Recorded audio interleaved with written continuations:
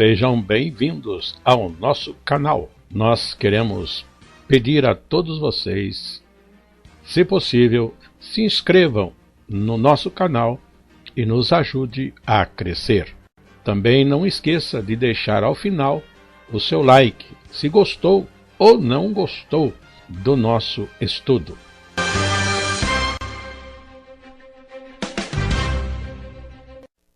O programa a seguir é de inteira responsabilidade de seus idealizadores e apresentadores.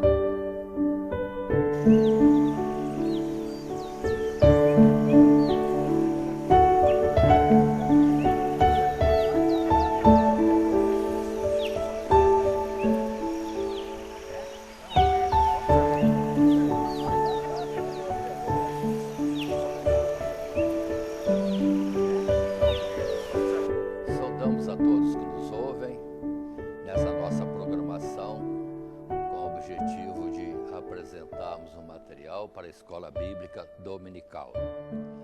A nossa saudação diz a respeito dos que possam estar presencialmente conosco, ou aqueles que quer ao vivo ou quer depois venham a ter contato com esse nosso vídeo, e que nesse processo possamos estar crescendo em conhecimento daquilo que é a verdade, daquilo que é melhor para nossas vidas, ou mais preciso diante do exposto nas Sagradas Escrituras, e com o objetivo de nós, primeiro, termos um conhecimento mais exato das coisas e aplicarmos na nossa vida e podemos também ensinar. Conforme o próprio Esdras dele se diz, que ele, sim, estudou a lei de Deus para conhecer, depois para cumprir e finalmente para ensinar. E assim estamos no quarto trimestre de 2023 com a nossa lição com o tema no trimestre de heresias. E já temos definido heresias em primeiras lições.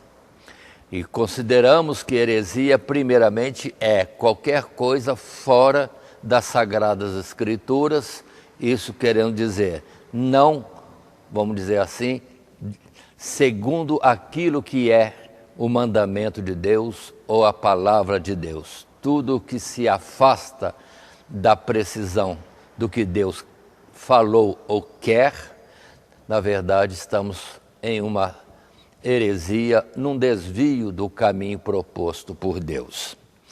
E assim, nesta lição agora de número 5, o título é Heresias do Romanismo.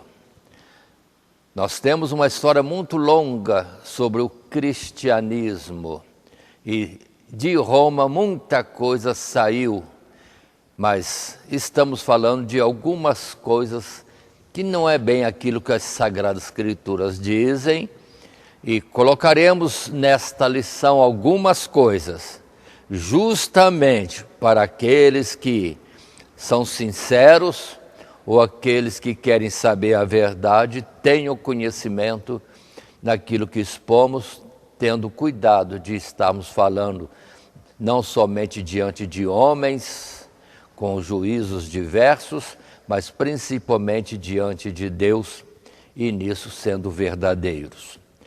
Com o textual que diz, assim invalidaste pela vossa tradição o mandamento de Deus, palavra que está em Mateus capítulo 15, o verso 6.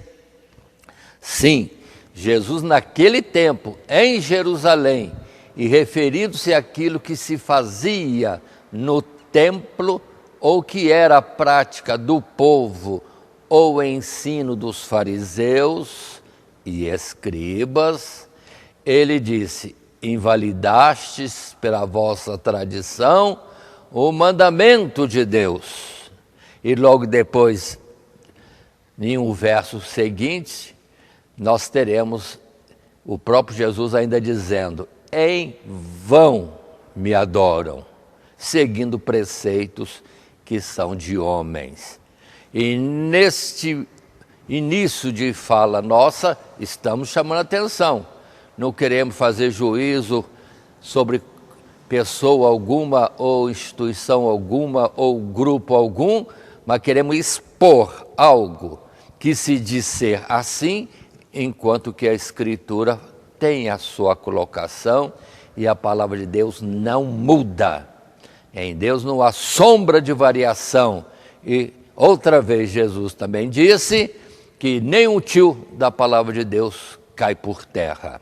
Portanto, estamos nos baseando nas Sagradas Escrituras, apresentando algo que muitos às vezes não têm conhecimento, mas aqui estamos para apresentar com devido temor diante de Deus e não querendo fazer juízo algum, mas como aquele que quer apresentar uma verdade que está nas Sagradas Escrituras, ainda mais quando vemos que outros apresentam outra coisa como verdade.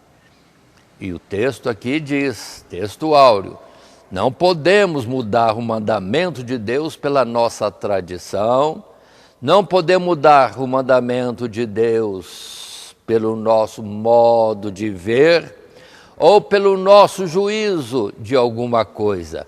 A palavra de Deus é, sim, base, é coluna, é toda a firmeza para que a verdade seja exposta e o juízo saia correto.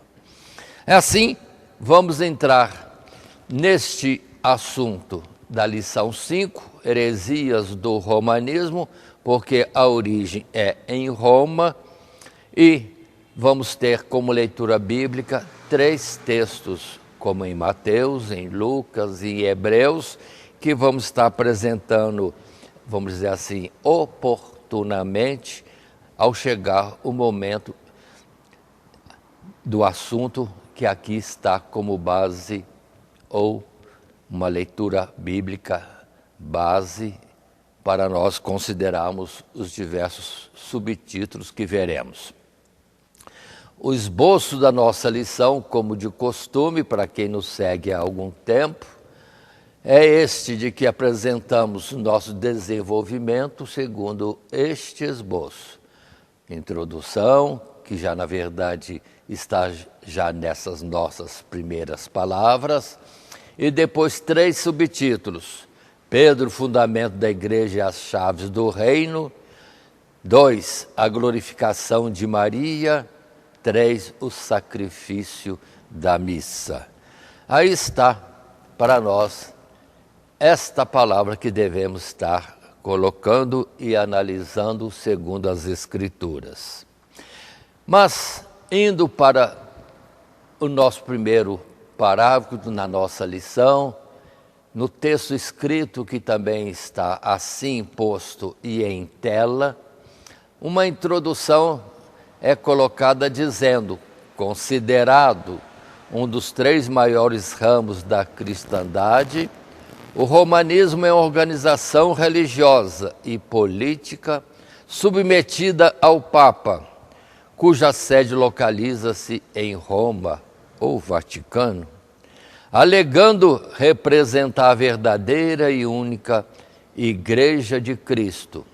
Esta instituição se desenvolveu ao longo de quase 2000 anos pelo fortalecimento da sua hierarquia e pelo acúmulo de crenças e práticas que resultaram em uma gradual, mas completa apostasia do Evangelho de Cristo. Mas o nosso propósito nesta lição não é estudar esta complexa história, e sim de apresentar e refutar 3 das heresias mais distintas do romanismo, reservando a análise de outros erros para uma lição futura. E conforme dissemos, nos sentimos como que na obrigação, impulsionados a falarmos a verdade das Escrituras, para que quem quer ter entendimento e quem quer melhor servir a Deus, desfrute disso. porque sempre houve grupos e pessoas, sim, que afirmaram coisas que não é a verdade das Escrituras e desviaram a muitos. Por isso Deus condenava aqueles que no passado vieram a ser chamados de falsos profetas, porque tendo oportunidade de ensinar o povo, não ensinaram a verdade com precisão e ficou então uma coisa incompleta e naturalmente até mesmo atingindo o ser incorreta e conduzindo o povo não a uma salvação, mas a um desvio de Deus, conforme vimos na história do povo e nação de Israel, que sempre confiando nos profetas que falaram, mas nem todos foram verdadeiros. E os verdadeiros incomodaram o povo com as suas verdades, com a mensagem que vinha primeiramente de Deus, e com isso perseguiram até esses verdadeiros representantes e porta-vozes de Deus na terra, preferindo outras palavras e não aquelas que estavam de acordo com as Escrituras. Então, de antemão, dizemos, não queremos fazer juízo, mas apresentar uma verdade, sim, das Escrituras, quando as Escrituras estão sendo afrontadas e adulteradas por afirmações como que sendo de Deus ou das Escrituras, quando verdadeiramente não é, são interpretações particulares. Ou mudanças do sentido das Escrituras pelo interesse do grupo religioso, pelo interesse político, ou pela tradição que vem sendo desenvolvida por um povo, um segmento qualquer, no que também nem as demais instituições religiosas cristãs disso estão isentas.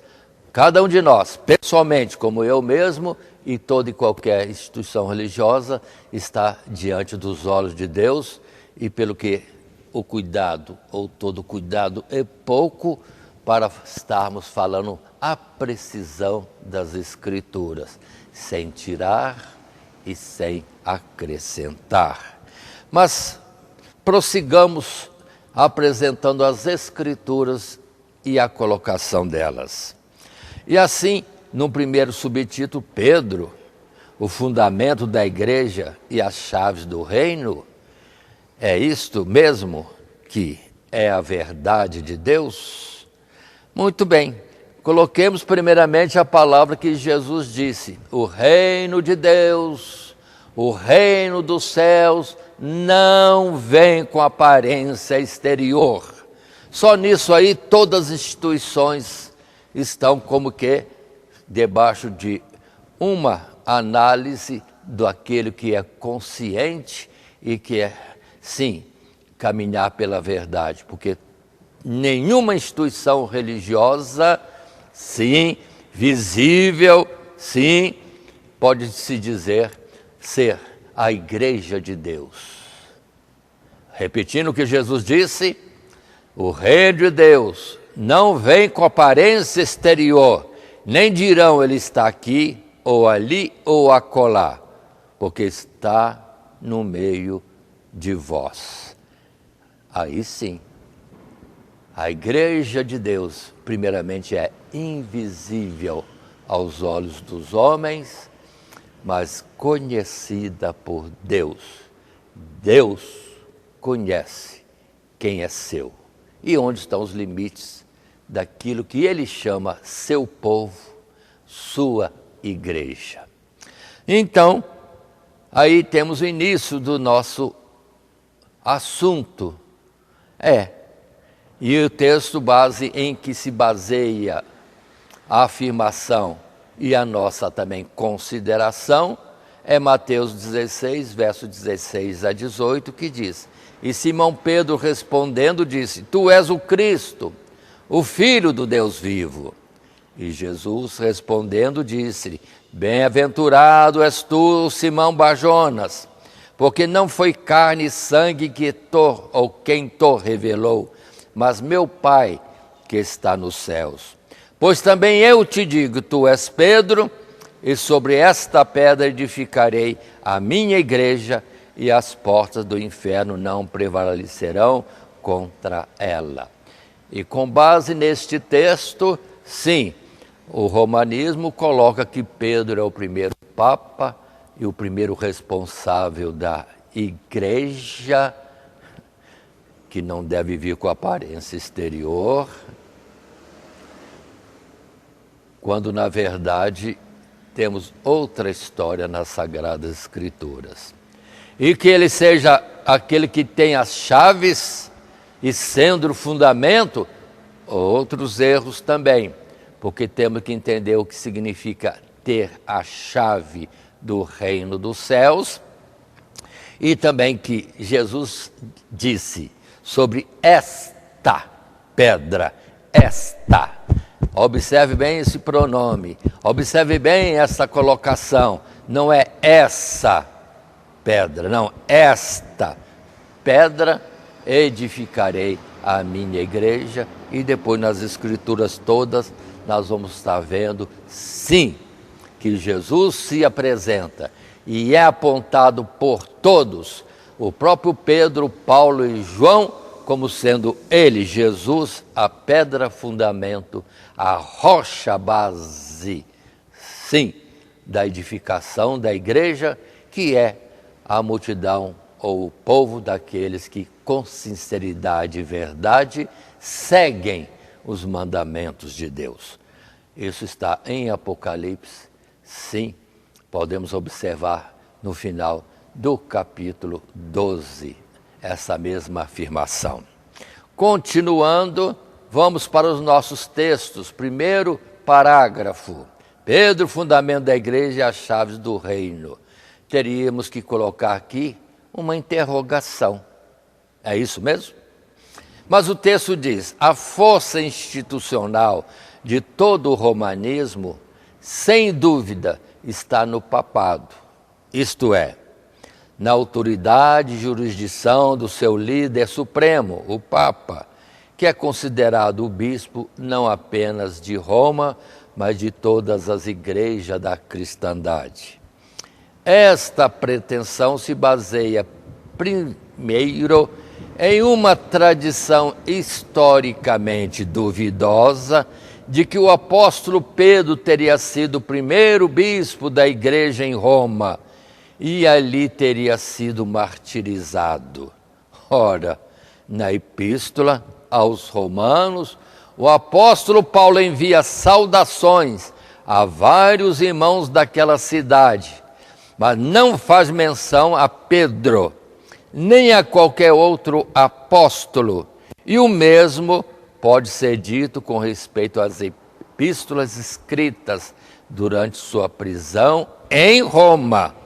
De fato, o evangelho parece ter entrado muito cedo naquela cidade, mas através do testemunho de crentes anônimos, pois Paulo expressa o seu desejo de visitar os romanos justamente porque ainda não haviam recebido um testemunho apostólico. No caso, o seu testemunho, já que eram crentes de origem gentílica, sendo chamado de Paulo, não de Pedro, testificar aos gentios, isto é, aos da incircuncisão.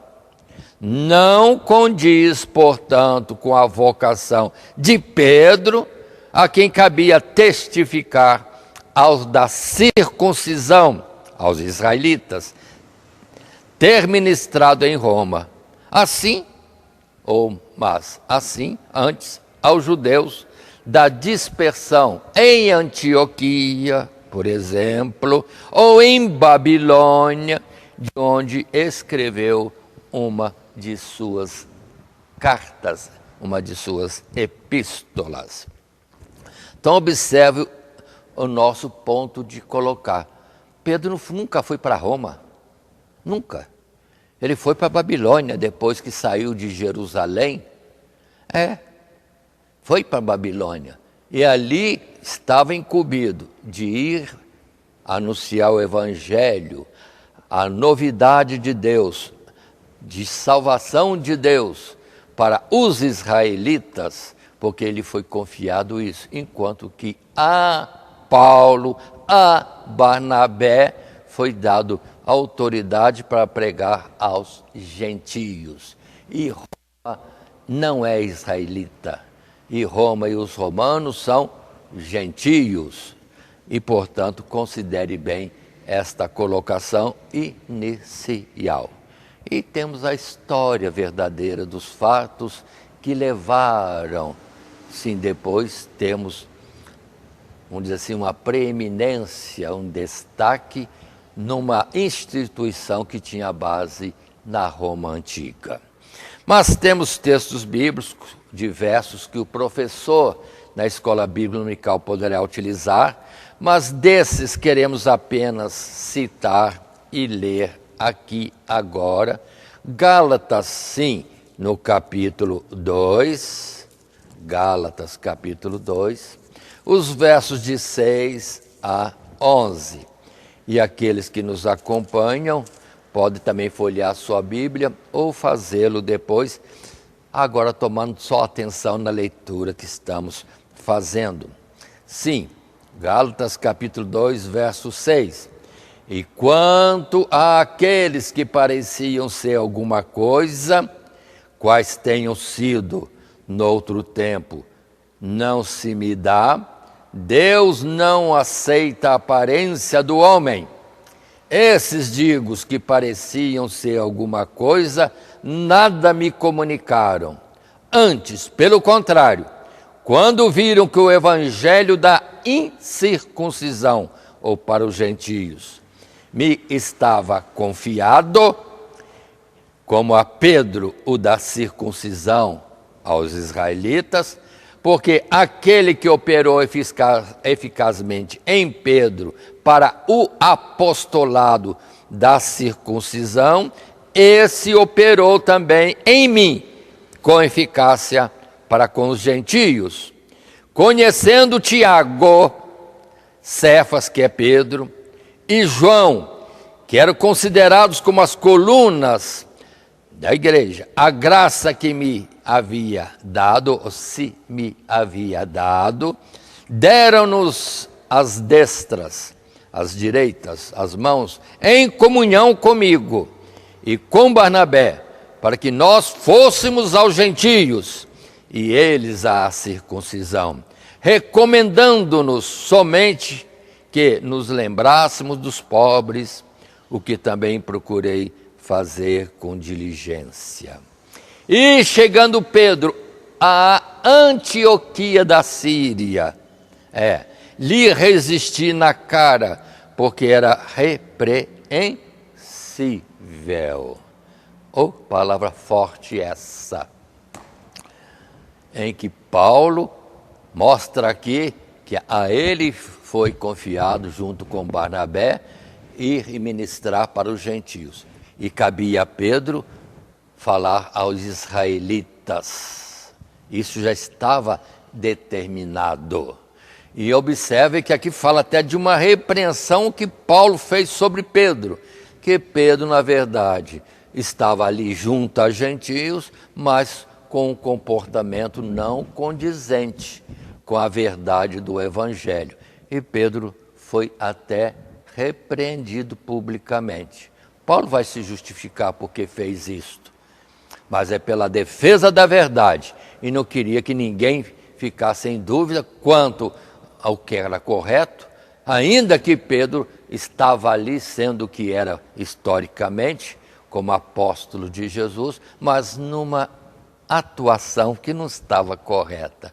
E Paulo o corrigiu, e todos viram.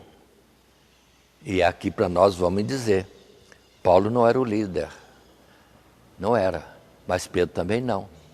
Ou seja, a liderança era da verdade que está em Cristo Jesus, sendo que o próprio Jesus é a verdade.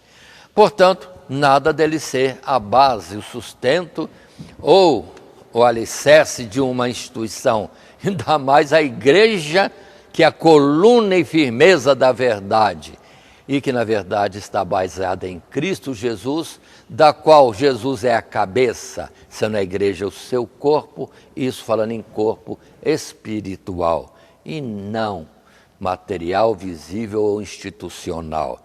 Precisamos ter atenção nisso. E na primeira carta de Pedro, sim, temos Pedro também colocando alguma coisa. No capítulo 5, no verso 13, ele mesmo vai dizer: mas alegrai-vos no fato de serdes participantes das aflições de Cristo, para que também na revelação da sua glória vos regozijeis e alegreis. É Pedro falando na sua primeira carta acerca de Jesus Cristo, Senhor, Salvador, a excelência de tudo e base na verdade. E poderíamos estar até mesmo folheando outras passagens de Pedro, porque ele diz claramente que Jesus é a pedra de esquina, pedra eleita, pedra aprovada, e na qual devemos estar baseados para que, de forma alguma, estejamos sem um alicerce seguro. Mas continuemos no nosso texto de exposição, um segundo parágrafo, ainda nesse subtítulo: Pedro, o fundamento da igreja e as chaves do reino. Do que eu já disse, não merecia aqui uma interrogação? Coloquemos como interrogação. Continuando, o texto que se nos apresenta é este. Segundo parágrafo. A essa tradição, os romanistas acrescentam uma interpretação equivocada das palavras de Jesus, dirigidas a Pedro, segundo as quais este teria sido nomeado a pedra sobre a qual a igreja seria edificada, assegurando assim a unidade visível da igreja em torno da figura do apóstolo e dos seus supostos sucessores. Mas notemos, quanto à referida passagem, que a expressão, pois também eu te digo que tu és Pedro, e sobre essa pedra edificarei a minha igreja, se refere ao testemunho do apóstolo que, por revelação divina, confessou: tu és o Cristo, o Filho do Deus vivo. Ou seja, Simão é chamado de Pedro, pedra, por causa do seu testemunho, que é o fundamento sobre o qual a igreja espiritual seria edificada. Mas não se trata de uma vocação exclusiva e pessoal, porque Jesus não diz sobre ti, e sim sobre esta pedra, de modo que os demais apóstolos e todos os fiéis, pelo mesmo testemunho, também são pedras assentadas sobre este fundamento, formando um único edifício, não material e visível, mas espiritual, e aí invisível, e cuja unidade é preservada por Cristo Jesus, a pedra de esquina que conhece os que são seus. E aí, outra vez, professor, temos vários textos bíblicos, e aqui o destaque de que temos em Mateus 16, a leitura que já fizemos no princípio, a conversa, o diálogo entre Jesus e Pedro. Mas temos afirmativas importantes, como o próprio Pedro, em Atos capítulo 4, que nós destacamos e apresentamos como exemplo para ser colocado em argumentação. 4, do verso 8 em diante, até o verso 12, que diz: então Pedro, cheio do Espírito Santo, lhes disse: principais do povo e vós, anciãos de Israel. Visto que hoje somos interrogados acerca do benefício feito a um homem enfermo e do modo como foi curado, seja conhecido de vós todos, de todo o povo de Israel, que em nome de Jesus Cristo, o Nazareno, aquele a quem vós crucificastes e a quem Deus ressuscitou dos mortos, em nome desse é que este está são diante de vós. Ele, Jesus, é a pedra que foi rejeitada por vós, os edificadores, a qual foi posta por cabeça de esquina, e em nenhum outro há salvação, porque também debaixo do céu nenhum outro nome há dado entre os homens, nenhum outro nome há dado entre os homens, pelo qual devamos ser salvos.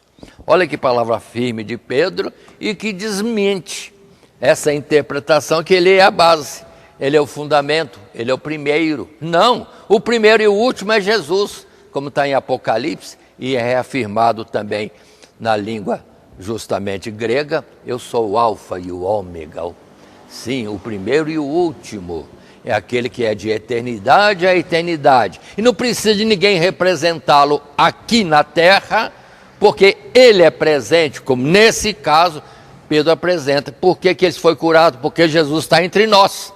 Ele é o Senhor da igreja.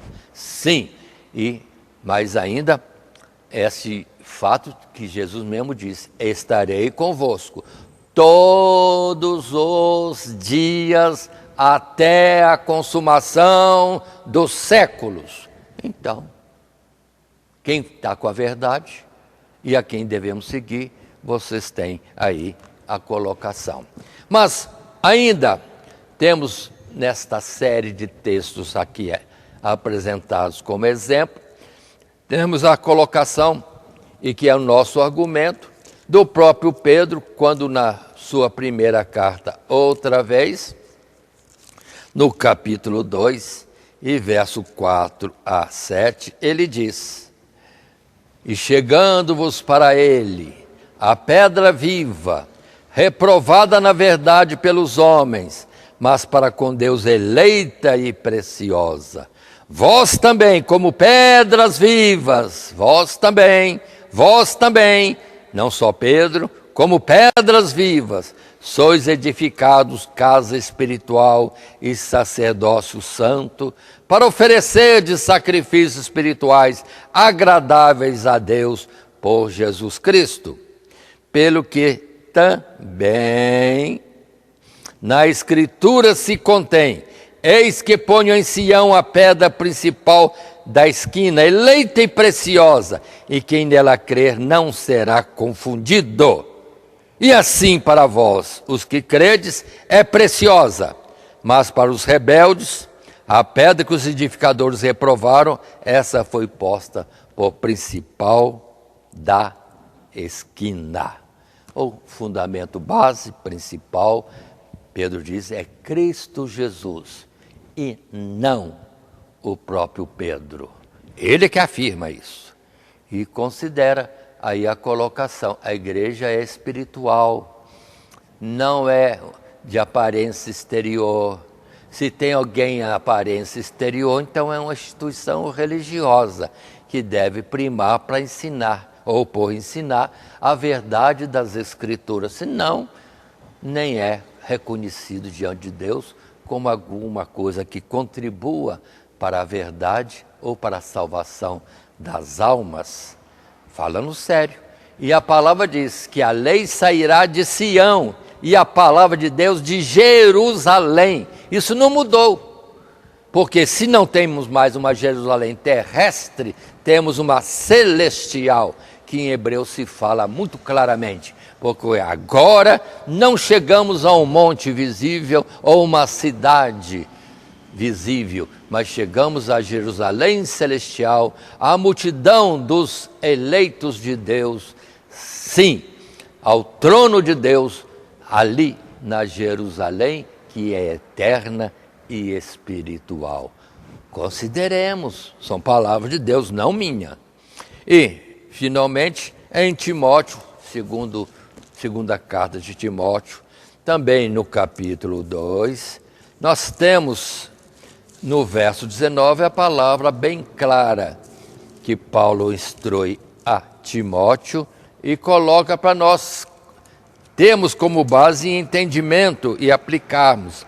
Quando ele diz: todavia o fundamento de Deus fica firme, tendo este selo: o Senhor, Deus, conhece os que são seus, e qualquer que profere o nome de Cristo, aparte-se da iniquidade.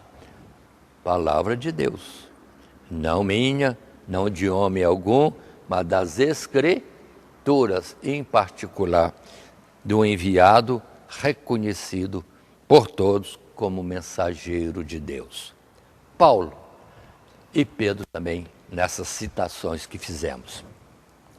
E indo para um terceiro parágrafo, tendo o primeiro subtítulo como uma interrogação: Pedro, o fundamento da igreja e as chaves do reino? E diz o texto que está em tela. Notemos ainda que as palavras seguintes: eu te darei as chaves do reino dos céus, de fato se cumprem quando Simão prega pela primeira vez aos seus conterrâneos no dia de Pentecostes, quando confirma os samaritanos na fé e quando testifica aos gentios, pois o evangelho é a chave de entrada para o reino de Deus, assegurando o perdão dos pecados ao que crê, ou a eterna condenação àquele que o rejeita.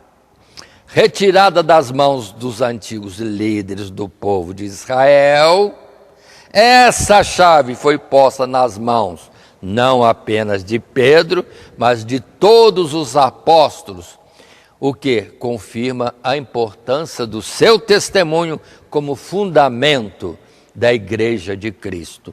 Portanto, nenhuma palavra da passagem ora estudada confere a Pedro uma primazia sobre os demais, mas como evidencia o Novo Testamento, todas as questões de fé e prática eram definidas através de um consenso entre os apóstolos, regido pelo Espírito Santo.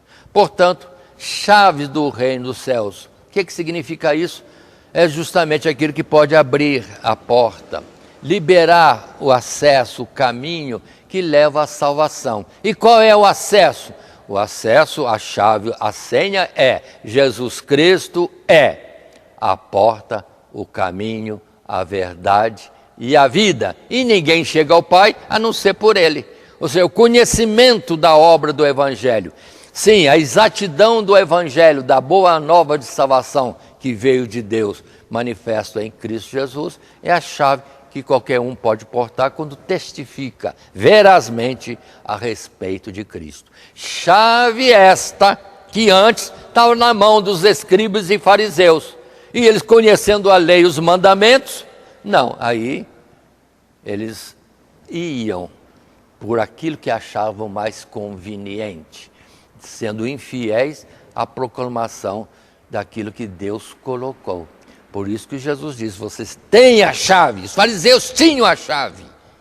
Todos os fariseus e escribas, todos os ensinadores de Israel, e Pedro, Paulo, Barnabé e todos os evangelistas e ensinadores da verdade, têm a chave da porta do reino dos céus, que é a declaração de que em Cristo Jesus o caminho está liberado para acesso a Deus.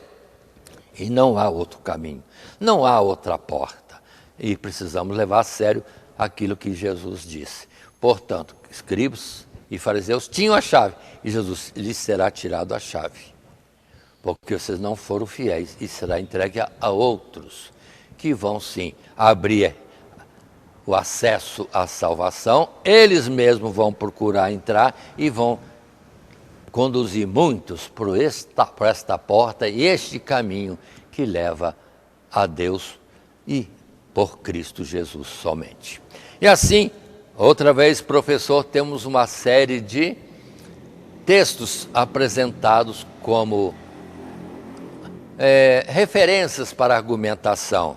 E numa primeira colocação, estamos colocando aqui Lucas, sim, no capítulo 11, o verso 52, quando a palavra aqui diz, Jesus dizendo, ai de vós, doutores da lei, que tiraste a chave da ciência, vós mesmos não entrastes e impedistes os que entravam. Aí está para nós falarmos que não era só Pedro que tinha a chave. Muita gente tinha a chave. E antes do Evangelho ser proclamado, a boa nova em Cristo Jesus, os escribas fariseus tinham a chave, mas não usavam adequadamente, nem para a sua própria salvação. E com isso, foram censurados. Lhes será tirado a chave. Pronto. E assim, em outro grupo de textos, nós temos Atos dos Apóstolos, capítulo 8, verso 14, Atos 8 e 14, quando temos a colocação. Filipe, que era um diácono, saiu na perseguição que se levantou em Jerusalém e caminhando e evangelizando chegou em Samaria e lá muita gente, sim, veio para a salvação em Cristo Jesus. E observem, bem claro aqui, os apóstolos, pois, que estavam em Jerusalém, apóstolos em Jerusalém, ouvindo que Samaria receberam a palavra de Deus, enviaram para lá Pedro e João. Pedro e João. Por quê? Não é o Pedro o maior? Ele que tinha que enviar alguém.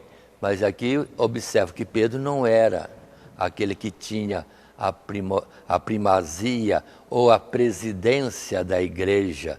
Não. A igreja, então, até visível no agrupamento de fiéis em Jerusalém, tinha Tiago por líder. Então nem era Pedro no tempo de vida. Não. Aqui temos Pedro debaixo de submissão, em submissão aos apóstolos, numa diretoria constituída, em que o presidente, vamos dizer assim, era Tiago. E Tiago e os demais apóstolos falaram, Pedro, vai lá assistir essa necessidade que está havendo lá em Samaria. Muitos evangelizados, muitos aceitando a fé, mas não tinham recebido ainda a unção do Espírito. E assim, os apóstolos, Tiago, como a liderança, mandou Pedro e João, vai lá, ora por eles. O que vemos em outras oportunidades, Paulo, Barnabé e outros orando para que os alvos dessa intercessão, para que fossem batizados com o Espírito Santo, assim Deus confirmasse. E Deus atendeu a Pedro, atendeu a João, atendeu a Paulo e até hoje, pela intercessão de alguém, muitos têm recebido a unção do Espírito de Deus. Mas tem que ser quem é enviado. Ou por Tiago, representando, sim, a liderança da igreja ainda visível ali nos apóstolos, mas depois, mais do que nunca, não é mais visível. É tão somente por ordem de Cristo Jesus.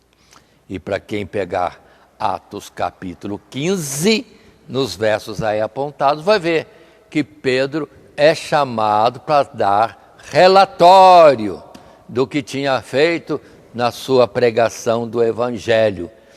Numa assembleia de apóstolos e fiéis da igreja, então, em Jerusalém. Mas quem é o presidente da reunião?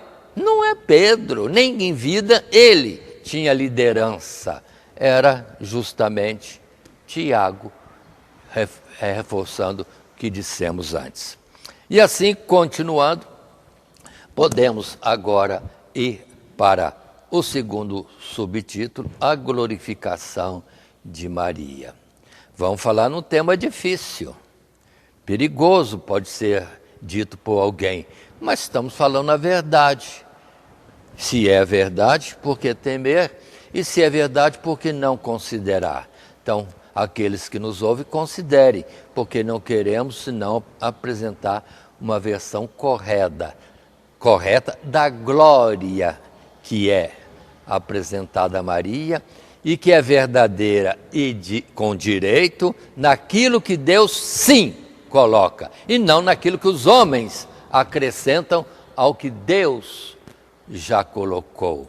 E o que vem dos homens, diante de Deus não tem validade. Mas o que vem pelo canal de Deus, aí sim, estará concernente à verdade que está no Evangelho, nas Sagradas Escrituras. Portanto, considerem isto. Falamos como quem está lendo as Escrituras para aqueles que possam nos ouvir e nenhuma outra intenção senão de apresentar uma verdade, porque nós homens somos passivos de incorreções. E a Bíblia mesmo diz, ao homem pertence a confusão de rosto, mas a Deus, só a Deus pertence a verdade. E nós estamos aqui em defesa da verdade que podemos ver nas Escrituras. Portanto, vamos ver o texto em Lucas capítulo 11, versos 27 e 28. Sim, e aconteceu que, dizendo ele essas coisas, uma mulher dentre a multidão, levantando a voz, lhe disse: bem-aventurado o ventre que te trouxe e os peitos em que mamaste. Mas ele disse: antes, sim, antes, bem-aventurados que ouvem a palavra de Deus e a guardam.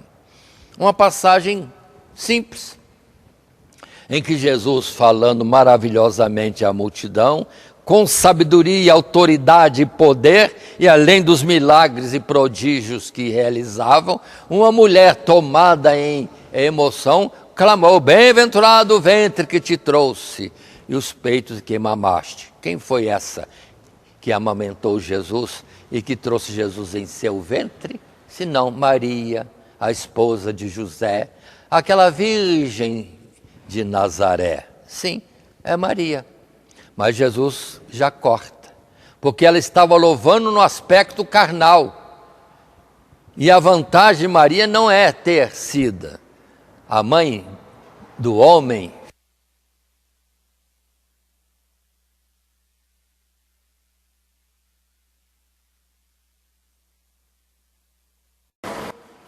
Primeiramente, quero agradecer a todos que sintonizam o nosso canal. Canal voltado principalmente à transmissão, à divulgação da Palavra de Deus. E ao encerrar o estudo desta noite, eu quero pedir a todos vocês, os que ainda não são inscritos em nosso canal, se inscrevam. Se inscrevam. Logo aí embaixo está aí a palavra inscreva-se. Clica nela. Somente isso. Se o estudo desta noite foi do teu agrado, você gostou, você concordou, clica aí no gostei. Gostei. Se você não gostou, é um direito seu. É um direito seu não gostar. Mas você pode manifestar isso. Para nós será importante isso. Saber que alguém não gostou. Clique no não gostei. Fácil. Não vai identificar você, nada. Simplesmente você vai expressar a sua opinião. Gostei, dedão para cima. Não gostei, dedão para baixo.